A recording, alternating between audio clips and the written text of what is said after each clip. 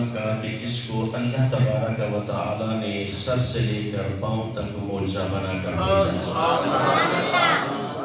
کسی نبی کو اللہ نے ایک معجزہ عطا کیا، کسی کو 2 عطا کیے، کسی کو 3 عطا کیے، لیکن اپنے پیارے محبوب صلی اللہ علیہ وسلم کی باری آئی تو پیارے محبوب علیہ السلام کی آنکھ کو معجزہ بنا دیا، زبان مبارک کو معجزہ بنا دیا، آپ کا چلنا معجزہ، آپ کا پھرنا معجزہ، آپ کے پاؤں مبارک معجزہ، آپ کے منہ مبارک معجزہ۔ اور اس کے علاوہ بھی حضور اکرم صلی اللہ علیہ وسلم نے جتنے معجزات دکھائے وہ تمام معجزات ایک طرف، لیکن معجزہ معراج النبی صلی اللہ علیہ وسلم،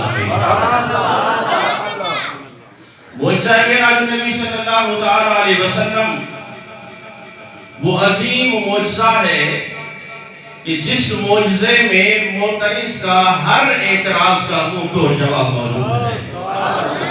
سبحان اللہ۔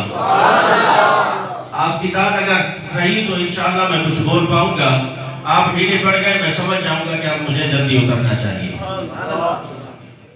میں پھر آپ سے عرض کر رہا ہوں کہ میں انتہائی مختصر وقت میں کوشش کروں گا اپنے پیارے نبی صلی اللہ علیہ وسلم کہ چند ایک کمالات معجزہ معراج شریف کے حوالے سے عرض کر سکوں۔ نہ میں عالم ہوں، نہ میں فاضل ہوں، لیکن ایک درد لے کر آپ کے سامنے حاضر ہوا ہوں، اور ہمیشہ ہر جگہ جہاں جہاں اہل سنت کے اجتماعات رہتے ہیں، محفل میلاد النبی صلی اللہ علیہ وسلم کے اجتماعات رہتے ہیں، یہی پیغام پہنچا رہے ہیں، لوگوں اگر وفا کرنی ہے تو اپنے نبی سے وفا کرو۔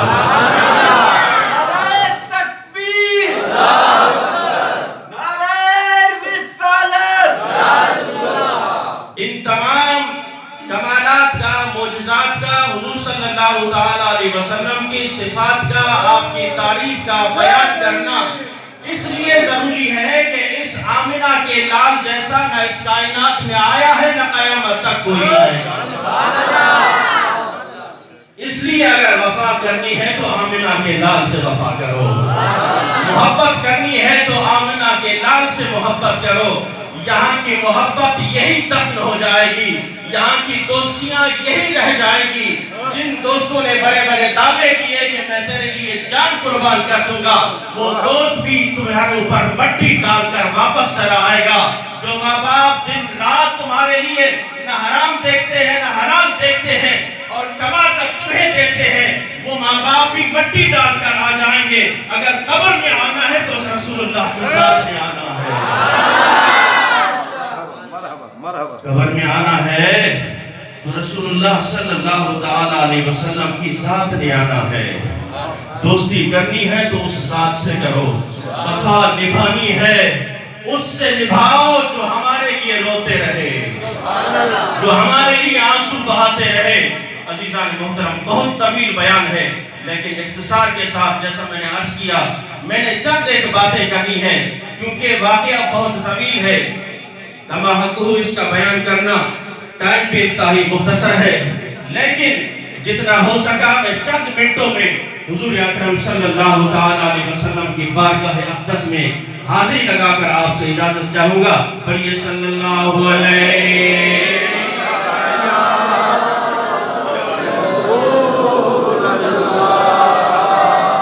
وسلم۔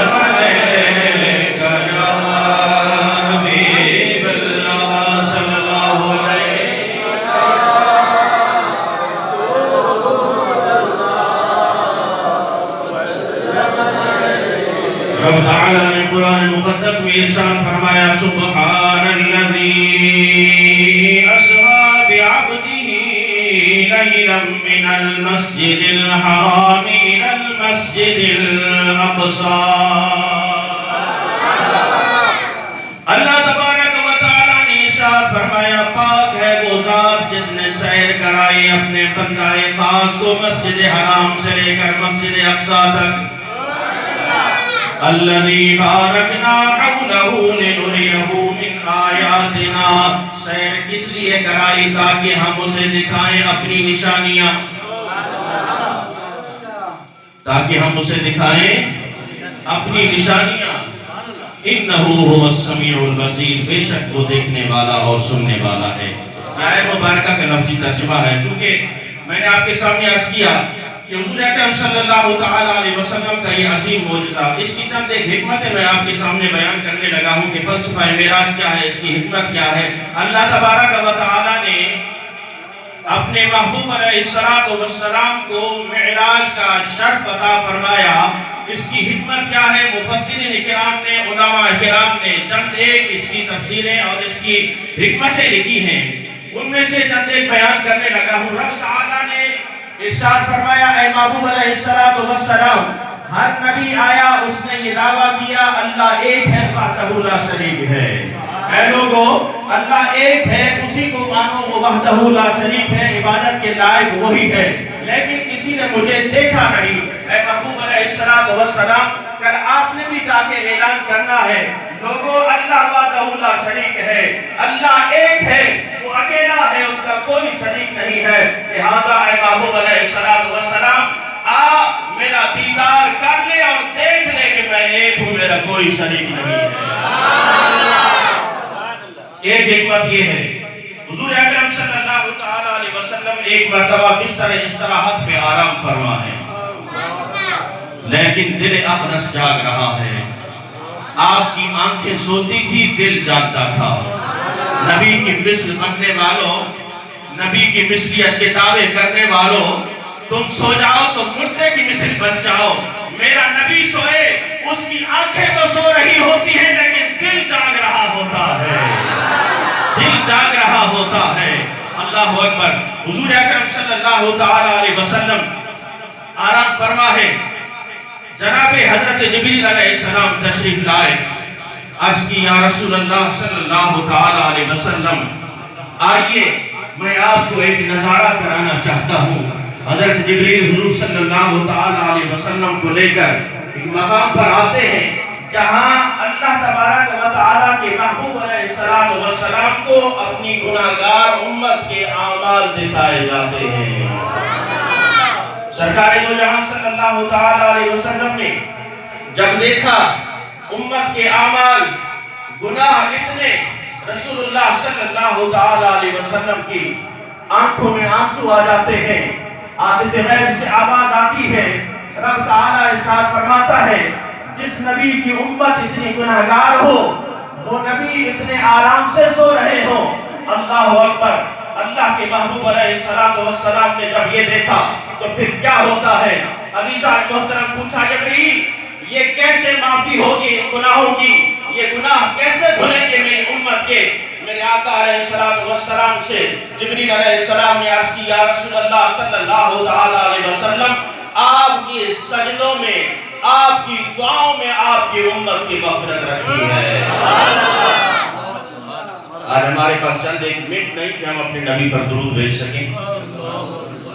ہم دنیا میں ہر چیز کا ہم نے ٹائم مقرر کر لیا ہے، فلاں وقت پہ ڈیوٹی پہ جانا ہے، فلاں وقت بچوں کو دینا ہے، فلاں وقت دوستوں کے پاس بیٹھنا ہے، فلاں وقت یہ کرنا ہے، فلاں وقت یہ کرنا ہے۔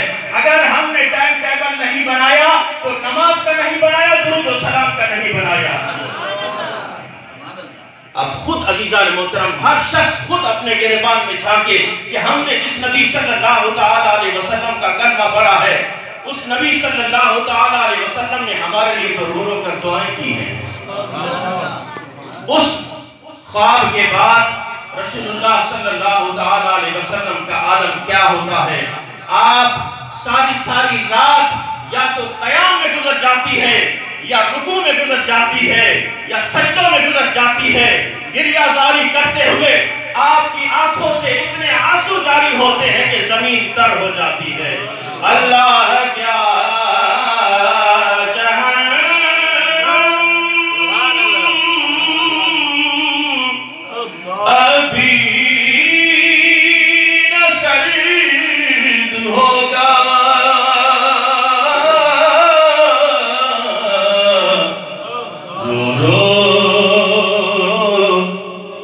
مصطفیٰ نے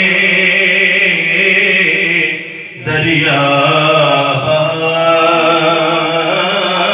دیے، رو رو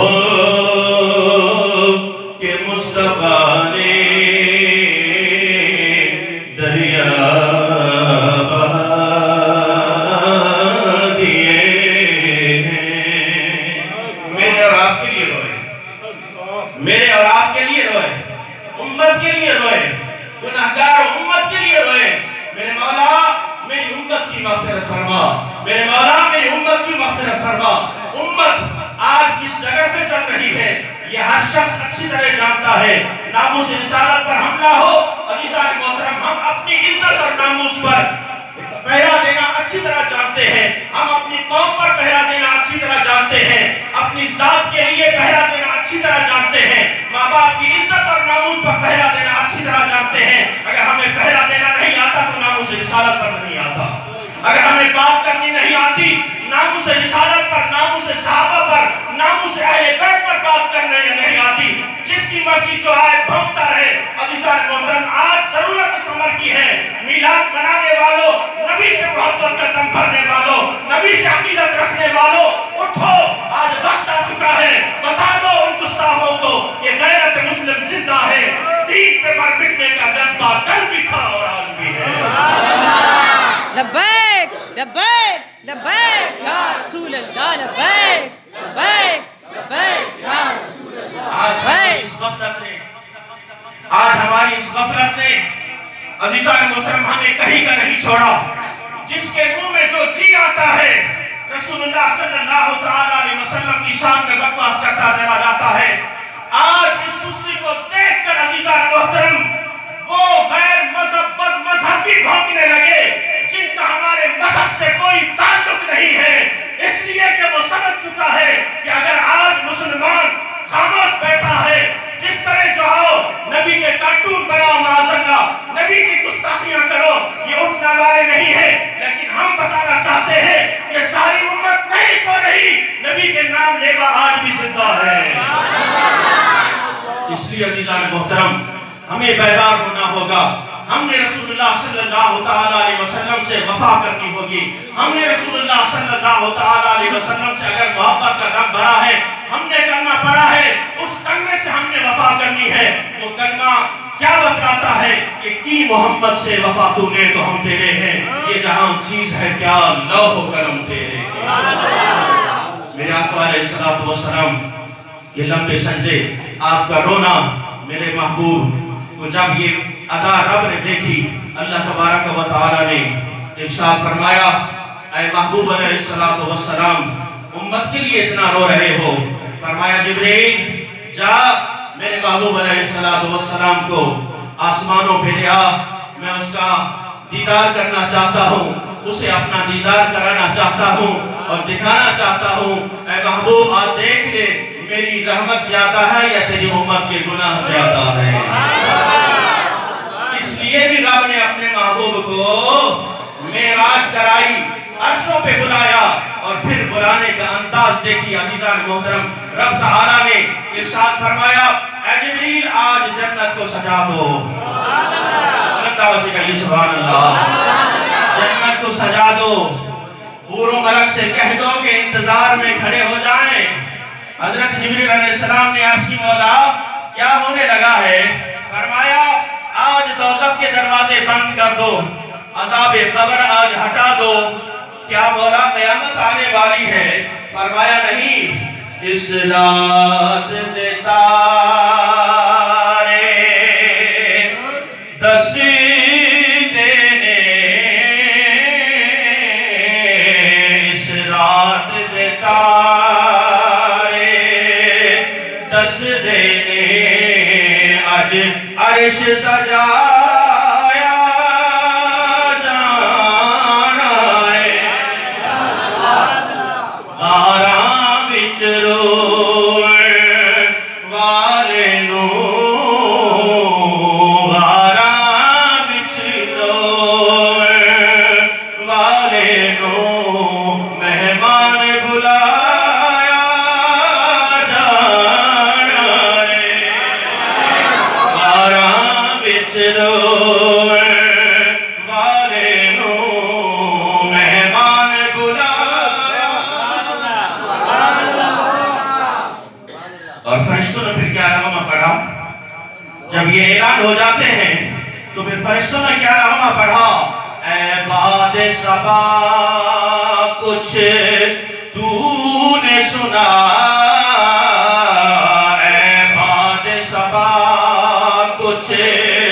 تو نے سنا محبوب جو آنے والے ہیں، پلک میں نہ بچھانا راہوں میں ہم پر کے بچھانے والے ہیں۔